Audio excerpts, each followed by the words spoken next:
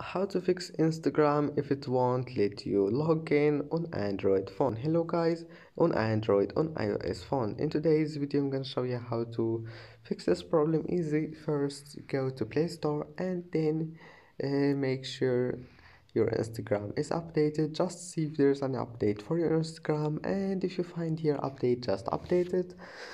And then if that doesn't fix your problem, if you have an Android phone, go to settings, apps, and apps again, and type here Instagram, click on it, click for stop, go to storage, clear cache and clear data, and that's it. And if you have an iPhone iOS, and just go to settings and then click general and click iPhone storage, then just select Instagram and click offload, and that's it. Don't forget like and see you in the next video.